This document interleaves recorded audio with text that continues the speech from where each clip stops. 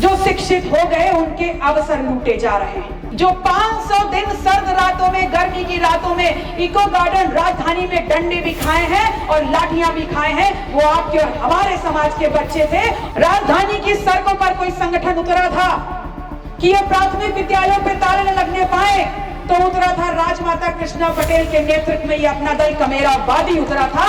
और हमने ये संकल्प लिया था कि अगर सड़क पे हमको लड़ते हो, हमारी आवाज नहीं सुनोगे, तो सदन में आपकी सरकार को चलने नहीं देंगे, बोलने नहीं देंगे। ये प्रण था हमारा कि 69,000 शिक्षक भर्ती घोटाले में हमारे समाज के जो लड़के लड़कियां वंचित रह गए हैं भर्ती से, उनके लिए जहां जहां लड़ाई लड़नी होगी और जहां जहां आवाज उठानी होगी, अपना दल सबसे आगे खड़ा होगा। आप सब लोग हमारे वीडियो देखते हैं, तो जब आप मार खाते हुए वीडियो देख रहे थे, बाल खींचते हुए वीडियो देख रहे थे, तो क्या उस आंदोलन में शामिल होने के लिए आपका आह्वान किया था, ये वीडियो आप लोगों ने नहीं देखा था? कि एक बार मौका दिया, 2 बार मौका दिया, 3 बार मौका दिया, तो याद रखिएगा, पहली बार नोटबंदी करके निकाले थे आप लोगों के नोट, दोबारा तिबारा निकालिए आपको जुमलेबाजी बातों में फंसा के आप लोग के वोट। और इस बार अगर नहीं चेते तो जाएगी शरीर की लंगियत और आप लोग नंगे खड़े हो जाएंगे अपने परिवार, अपने समाज के सामने। आप लोग अपनी इज्जत बचा नहीं पाओगे।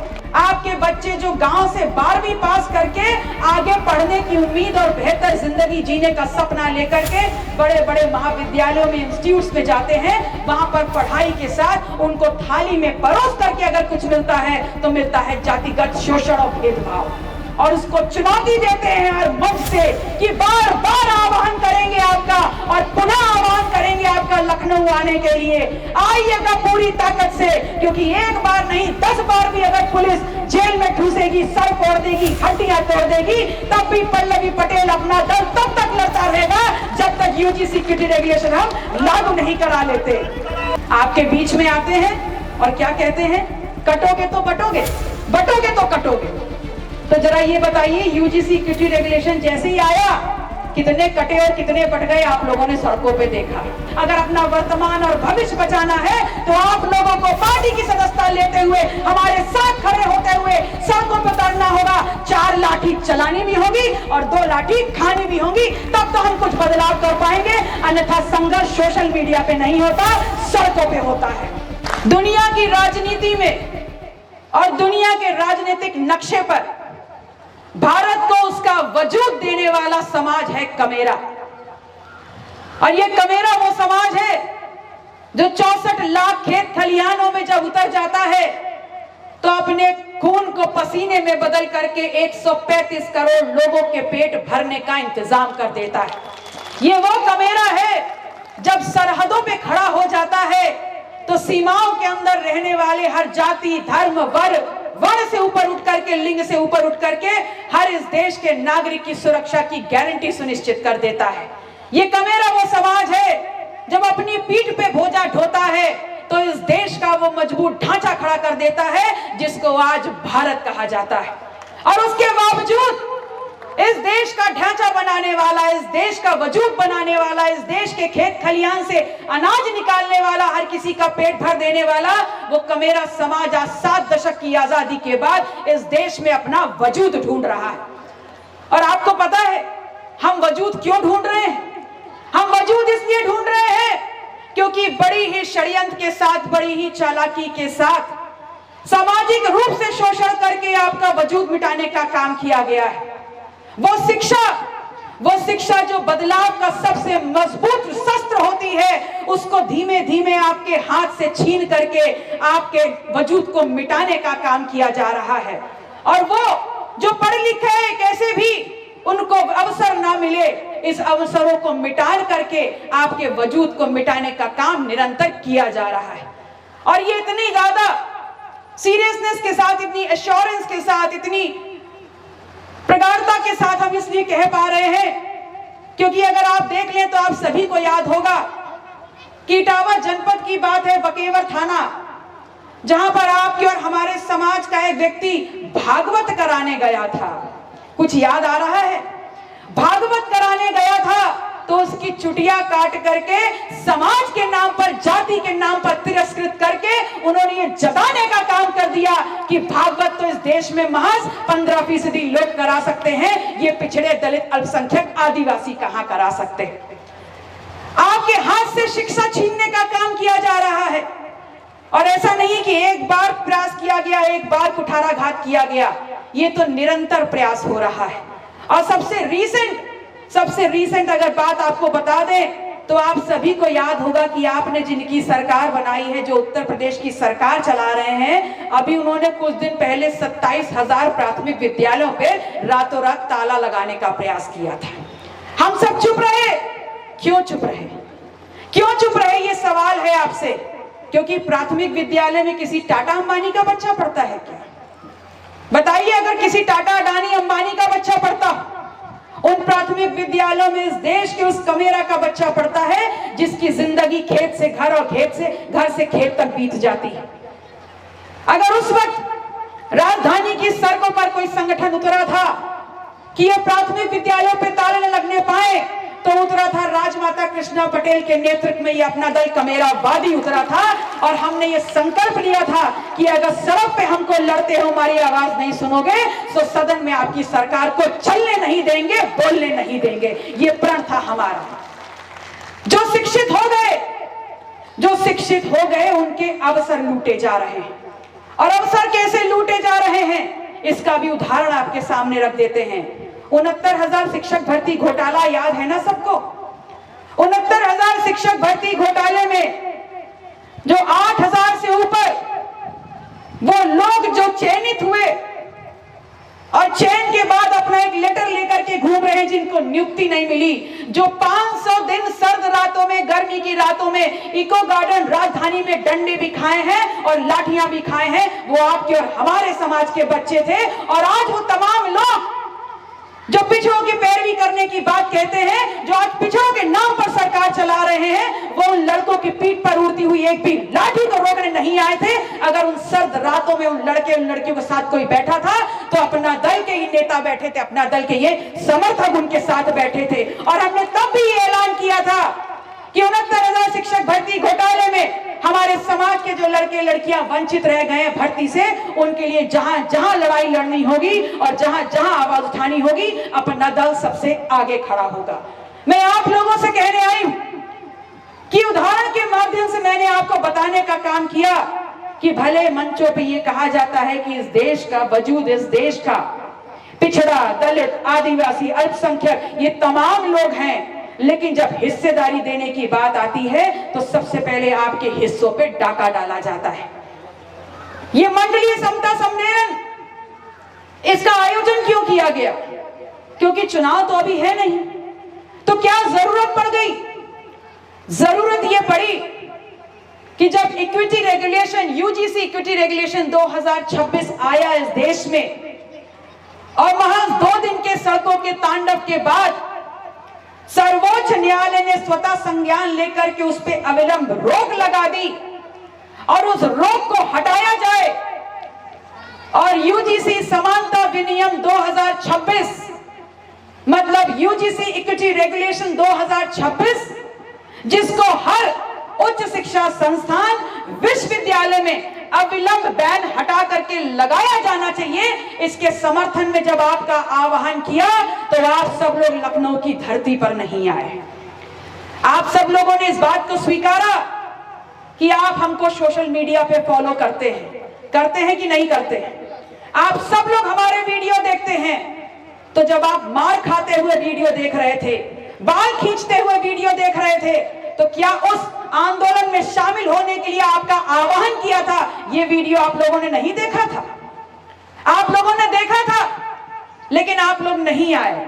तो हमने सोचा कि आप लोग के बीच में चल के हम पूछ लें कि ऐसी कौन सी व्यस्तता थी कि जहां पर उस आंदोलन में, जहां आपके बच्चों का वर्तमान और भविष्य सुधर जाए, उनकी जिंदगी की सुरक्षा की गारंटी हो जाए, ऐसा विनियम अविलंब बिना किसी रोक टोक के यूनिवर्सिटीज में लागू होना चाहिए, विश्वविद्यालयों में लागू होना चाहिए, महाविद्यालयों में लागू होना चाहिए। उस आंदोलन में अपना साथ समर्थन देने आप क्यों नहीं आए? इस सवाल का जवाब मैं आप लोगों से लेने आई।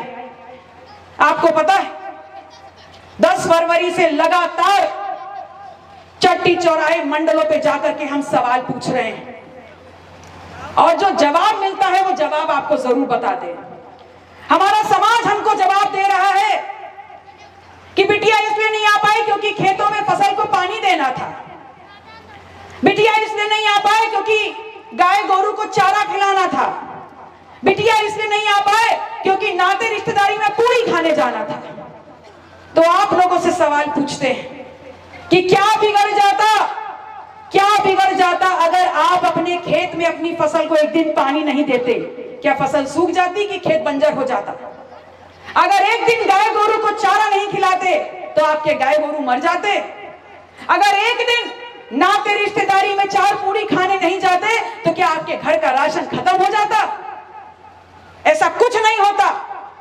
लेकिन अगर एक दिन आप लोगों ने अपने व्यस्ततम समय से निकाल लिया होता और लखनऊ राजधानी की सीमाओं को सील करने का काम कर दिया होता, हर एक रोड को जाम करने का काम कर दिया होता, तो ये सर्वोच्च न्यायालय स्वतः संज्ञान लेती और बैन हटा करके बोलती कि हर यूनिवर्सिटी में यूजीसी इक्विटी रेगुलेशन अविलंब लागू करो।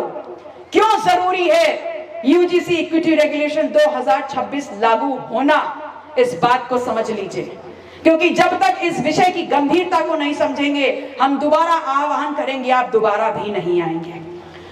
UGC equity regulation university grants commission एक स्वायत्त निकाय है इस देश में, और जिसका काम होता है कि इस देश में किसी भी कोने में कौन से विश्वविद्यालय बनेंगे, कौन से महाविद्यालय बनेंगे, उसमें क्या क्या पाठ्यक्रम चलेंगे, उसकी फीस क्या होगी, उसमें टीचर कौन होंगे, उसकी जमीन कितनी होगी, उसमें कमरे कितने होंगे, उसमें अध्यापक कितने होंगे, उसमें बच्चों की क्षमता कितनी होगी, ये तमाम निर्धारण यूजीसी करता है विश्वविद्यालय अनुदान आयोग नई दिल्ली। और यूजीसी नई दिल्ली सर्वोच्च न्यायालय मतलब सुप्रीम कोर्ट और इस देश की सरकार ने इस बात को स्वीकारा कि पिछले एक दशक महज 10 साल में इन उच्च शिक्षा संस्थानों में, इन विश्वविद्यालयों में गांव कस्बों से निकल करके जो पिछड़े, दलित, आदिवासी और अल्पसंख्यक समाज के, दलित शोषित समाज के जो लड़के लड़कियां उच्च शिक्षा के लिए आते हैं, उनके लिए जातिगत भेदभाव करते हुए वहां पर शोषण होता है। और ये शोषण इस कदर होता है कि वो शोषण जो 10 साल पहले 10% था, आज बढ़ करके 118% हो गया है। ये वही सरकार है जिसने 2014 में सरकार में आने से पहले किसान की आय दुगनी करने की बात की थी। क्या आय दुगनी हो गई? आय दुगनी नहीं हुई, लेकिन आपके बच्चे जो गांव से 12वीं पास करके आगे पढ़ने की उम्मीद और बेहतर जिंदगी जीने का सपना लेकर के बड़े बड़े महाविद्यालयों में, इंस्टीट्यूट्स में जाते हैं, वहां पर पढ़ाई के साथ उनको थाली में परोस करके अगर कुछ मिलता है तो मिलता है जातिगत शोषण और भेदभाव। और इसकी संख्या इतनी बढ़ गई, उसका प्रतिशत इतना बढ़ गया कि आए दिन आप लोग पेपर में पढ़ते होंगे, टीवी पे देखते होंगे, सोशल मीडिया के माध्यम से आप लोग को पता चलता होगा कि फलाने विश्वविद्यालय में, फलाने कॉलेज में दूसरे साल का छात्र था, तीसरे साल की छात्रा थी और उसने फांसी लगा के आत्महत्या कर ली। सुनते हैं कि नहीं सुनते? पढ़ते हैं कि नहीं पढ़ते? ये तमाम चीजें जब आप लोग सुनते हैं तो आपको पता है प्रशासन आपको क्या समझाता है? प्रशासन आपको ये समझाता है कि गांव कस्बे से निकल के बच्चा आया था, पढ़ाई का बोझ नहीं बर्दाश्त कर पाया, इसलिए फंदे से लटक गया। वो बच्चा जो गांव में था, जो कस्बे में था, जो पूरी जिंदगी 12वीं तक गरीबी झेल करके, ठोकर खा करके आगे पढ़ के निकला है, वो वहां जाकर के शिक्षा का बोझ नहीं झेल पाया। झूठ बोलते हैं और बरगलाते हैं आपको कोई ये नहीं बताता, लेकिन आंकड़े ये बताते हैं, सत्यापित करते हैं कि यूनिवर्सिटीज और उच्च शिक्षा संस्थानों में जाति के नाम पर शोषण होता है और वो बच्चा जो इस शोषण को बर्दाश्त नहीं कर पाता, वो अपनी पढ़ाई, अपने सपनों को खत्म कर देता है, अपनी जिंदगी को खत्म कर देता, लेकिन दोबारा आपके बीच में नहीं आ पाता। और आप कहते हैं कि ऐसी एक विनियम जो हमारे बच्चों का शोषण रोक सके, ये विनियम यूजीसी इक्विटी रेगुलेशन हर यूनिवर्सिटी में जो लागू होना चाहिए था और सुप्रीम कोर्ट ने जिस पे लगाम लगा दी, उसके समर्थन में आप लोग लखनऊ जाने का टाइम नहीं है। आप लोग इतने व्यस्त हैं। अगर एक दिन याद रखिए कि अगर आपके खेत की फसल सूख गई तो आप उस पर दोबारा फसल उगा सकते हैं, लेकिन आपके अपने घरों में जिस जिंदा राख उसमें प्राण नहीं डाल पाएंगे, ये समझ लीजिए। आप एक बार नहीं आए कोई बात नहीं, लेकिन जितने आए उन्होंने सड़कों पे हमारा साथ दिया। पुलिस प्रशासन ने क्या किया उसका हमें कोई गम नहीं, और उसको चुनौती देते हैं हर मंच से कि बार बार आह्वान करेंगे आपका और पुनः आह्वान करेंगे आपका लखनऊ आने के लिए। आइएगा पूरी ताकत से, क्योंकि एक बार नहीं 10 बार भी अगर पुलिस जेल में ठूसेगी, सर फोड़ देगी, हड्डियां तोड़ देगी, तब भी पल्लवी पटेल अपना दल तब तक लड़ता रहेगा जब तक यूजी सिक्योरिटी रेगुलेशन हम लागू नहीं करा लेते।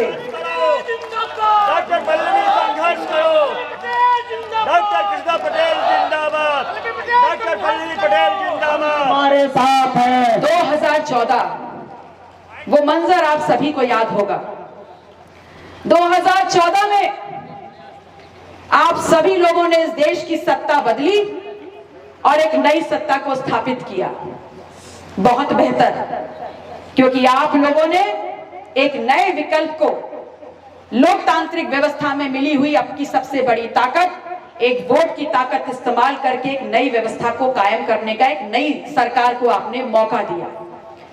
कुछ गलत नहीं किया आपने, क्योंकि उस सरकार ने आपसे अपने प्रचार के दौरान वादा किया था कि अगर हम सत्ता में आएंगे तो 15-15 लाख खाते में आएंगे, अगर हम सत्ता में आएंगे तो किसान की आय दुगनी होगी, अगर हम सत्ता में आएंगे तो 2-2 करोड़ नौजवानों को रोजगार मिलेंगे। बताइए वादा किया था कि नहीं किया था? किया था। आप सब लोगों ने भी घंटों लाइनों में खड़े होकर के एक बड़ा मैंडेट देते हुए, एक बड़ा बहुमत देते हुए उनको मौका दिया कि आओ और इस देश की सत्ता संभालो, इस देश के हर समाज को आगे और विकसित करने का काम करो। लेकिन यहां जितने भी लोग बैठे हैं और जितने लोग मेरी आवाज सुन रहे हैं, उनसे एक सवाल पूछती हूं, क्या यहां कोई भी एक ऐसा व्यक्ति है जिसके खाते में 15-15 लाख आए? क्या यहां कोई भी ऐसा व्यक्ति है जिसकी आय दुगनी हो गई है? क्या आपकी दूर दराज निगाह में भी ऐसा कोई व्यक्ति है जहां आप बता सकें कि 2 करोड़ तो दूर, अगर 20,000 नौकरियां भी मिली हो तो मुझे बताने का काम करें? नहीं हुआ ना कुछ भी ऐसा। तो बड़े बुजुर्ग कहते हैं कि आजमाए हुए को जो आजमाए सो परम मूर्ख कहलाए।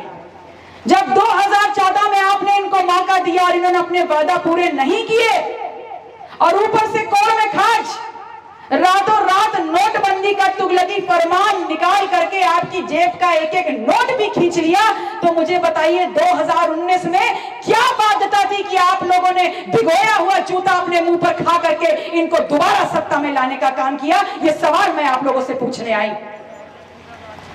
एक बार आपकी जेब का एक एक नोट निकाला, 2019 में आपने वोट देकर के इनकी सरकार फिर बना दी। इस बार भी मौका नहीं चूके, इस बार आपको कोरोना राम का प्रसाद दे दिया, और ऐसा प्रसाद दिया कि रातों रात लॉकडाउन करके आपको घरों में बांधने का काम कर दिया। बंधे थे कि नहीं बंधे थे? कुछ काम काज किया था?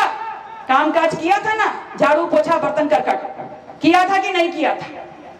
पढ़ाई ठप, रोजगार ठप, इस देश की अर्थव्यवस्था ठप, और उसके बाद सबसे ज्यादा हर परिवार की जिंदगियां और सांसें ठप। रातों रात लॉकडाउन किया।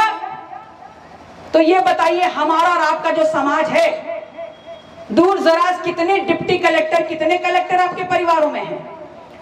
हमारे समाज के जो लड़के, कोई महाराष्ट्र में है, कोई भोपाल में है, कोई चंडीगढ़ में है, तो कलेक्टरी कर रहे हैं क्या? वहां पर छोटी छोटी दुकानों पे काम कर रहे थे, ड्राइवरी कर रहे थे, ठेला खींच रहे थे, यही सब तो कर रहे थे। जब रातों रात लॉकडाउन हुआ और वहां पर दुकानों के शटर बंद हुए, तो वो सब एक एक झोला टांग करके घरों की तरफ निकल पड़े। जाने कितने घर पहुंचे और जाने कितने घर नहीं पहुंचे आज तक, और जो अपनी नौकरी गंवा दिए तब, वो आज 2026 में है, नौकरी के लिए आज भी एड़ी चोटी का जोर लगा रहे हैं, लेकिन उन बंद हुई दुकानों के शटर आज भी नहीं खुल पाए।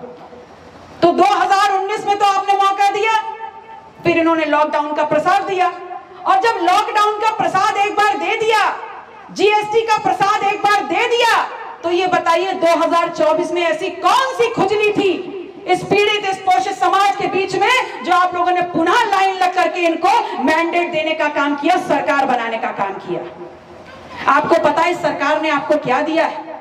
ना 15 लाख दिए, ना दुगनी आय दी, ना रोजगार दिया। इन्होंने अगर आपको कुछ दिया है तो अनिवार्य रूप से लाइनों में खड़े होकर के बैंक खाता खोलने की लाइन दी है। इन्होंने अगर आपको कुछ दिया है तो नोटबंदी के बाद अपने घर का पैसा, जो बोल रहे थे कि काला धन पकड़ेंगे, बड़ी बड़ी मछलियां पकड़ेंगे, तो इस देश के आम आदमी को घंटों लाइनों में खड़े होने का अनुभव दिया है। इन्होंने आपको दिया है कि कोरोना में लाइन लगाओ कि बस में पहले कौन चढ़ेगा। इन्होंने आपको यह अनुभव दिया है कि लाइन लगाओ कोरोना के दौरान कि पहले फूड का पैकेट खाने का वो पैकेट किसको मिलेगा। और 2024 के बाद इन्होंने आपको अनुभव दिया है इस बात का कि जाओ आपके घर के सिलेंडर को पाने के लिए पहले लाइन में कौन खड़ा होगा, और स्कूटर गाड़ियां चल जाए उसके लिए डीजल पेट्रोल की लाइन में खड़े होने का अनुभव आपको दिया है। इतना अनुभव दे दिया और उसके बाद भी अभी आपका मोह माया सरकार से हट नहीं रहा।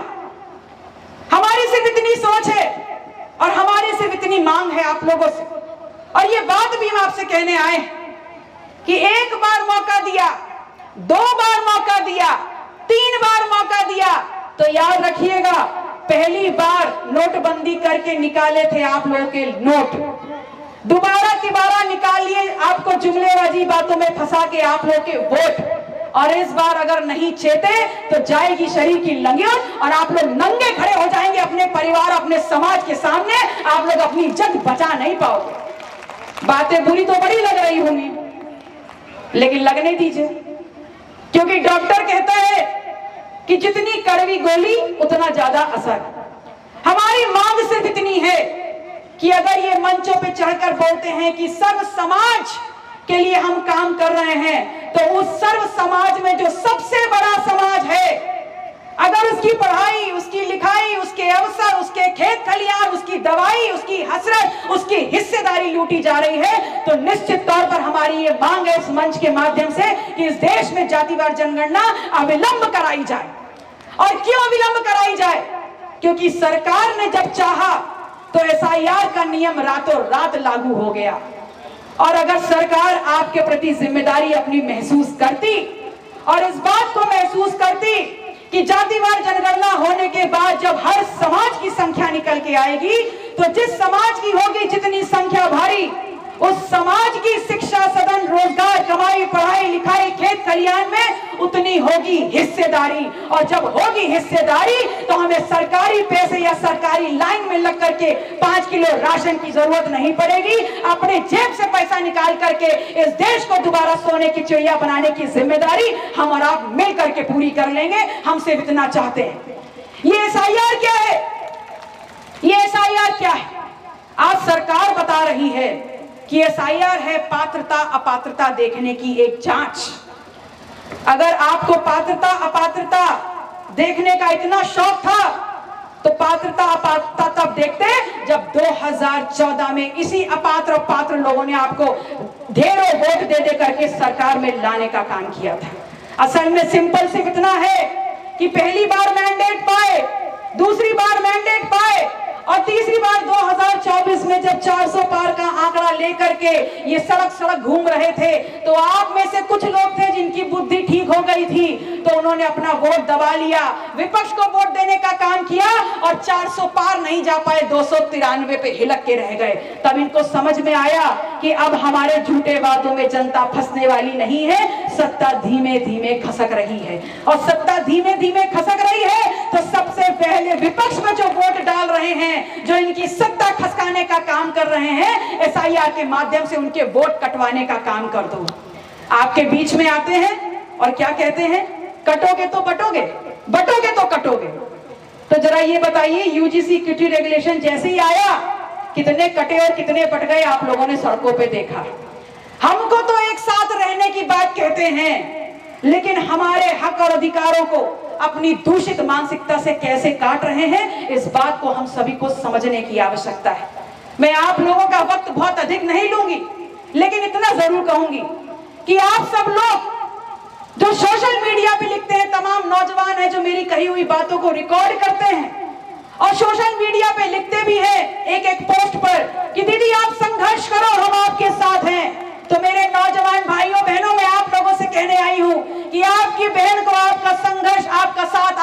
सहयोग, आपकी ऊर्जा सिर्फ सोशल मीडिया पर नहीं चाहिए। अगर अपना वर्तमान और भविष्य बचाना है तो आप लोगों को पार्टी की सदस्यता लेते हुए हमारे साथ खड़े होते हुए सड़कों पर उतरना होगा। 4 लाठी चलानी भी होगी और 2 लाठी खानी भी होगी, तब तो हम कुछ बदलाव कर पाएंगे। अन्यथा संघर्ष सोशल मीडिया पे नहीं होता, सड़कों पे होता है। मैं आप लोगों से कहने आई कि ये समाज जो इस देश की रीढ़ है 85% है। अगर किसी भी शरीर की रीढ़ खराब हो जाती है तो वो शरीर क्या कहलाता है? विकलांग कहलाता है। और अगर इस देश का ये 85% समाज जो इस देश की रीढ़ है, जो इस देश का कमेरा है, अगर शिक्षा के अभाव में, अवसरों के अभाव में, खेत खलिहानों के अभाव में, आपकी आमदनी के अभाव में, स्वास्थ्य के अभियान में अगर हम लोग विकलांग हो गए तो याद रखिएगा ये देश कभी दोबारा सोने की चिड़िया बन नहीं पाएगा। और जैसे आज सूरज निकला और अस्त हो जाएगा, उसके बाद कोई वजूद नहीं रह जाता, वैसे ही हम सब की जिंदगी भी खत्म होगी। लेकिन अगर जिंदगी खत्म होने से पहले अपने परिवार, समाज, देश के प्रति अपनी जिम्मेदारी का निर्वहन नहीं कर पाए, जो जितना कर सकता है 10%, 20%, 30% अगर नहीं कर पाए तो याद रखिएगा देश तो बहुत दूर है। आपका अपनी पैदा करी हुई आपकी औलाद आपका नाम लेना पसंद नहीं करेगी। यही कहेगी बापू अम्मा तो मर गए और हमारे हाथ में भीख का कटोरा देके चले गए। आप सभी का बहुत बहुत आभार। नमो बुद्धाय। जय अपना दल, जय संविधान।